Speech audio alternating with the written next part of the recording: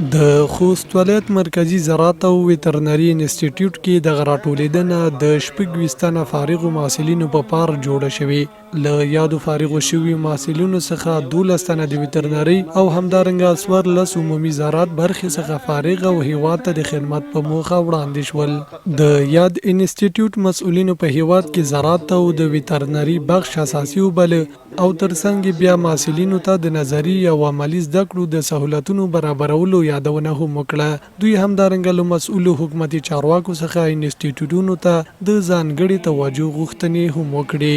بلور بیا فارغ زده کوونکو وویل دوی ته نظری او عملی زده کړې په ښه شان سره ورکول شوي دي او همدارنګه په یادو برخو کې ولسونو ته د خدمت ډاډ ورکړ یو مسیر چې پرېږي یا حتما په ساحه کې مشکل سره مخامخ کیږي تر څو چې هغه مسلک ته ښه طبیعي او په ښه ډول خپل مسلک مخ ته یوسي نو دولت نه همدا غوښتنه ده برنامه چې موږ د په راتلونکي له نوره مناسبه کړو چې هغه کې موږ مختلف سیستمونه دي لکه د الکا سیستم دی ورسره جراحي سیستمونه دي ورسره په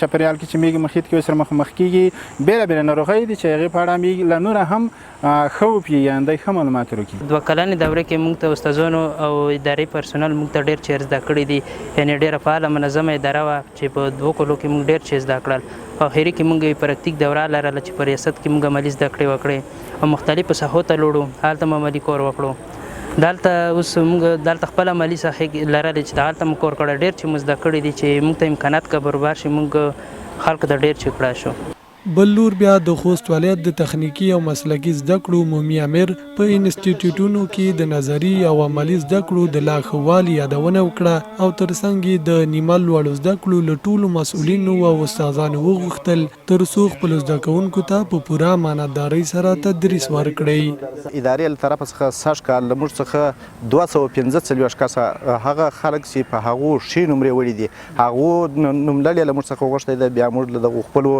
ټول لیسو څخه او انسټیټیوټ څخه دا راټول کړي دي دا مو لیږلي دي دغه لومړی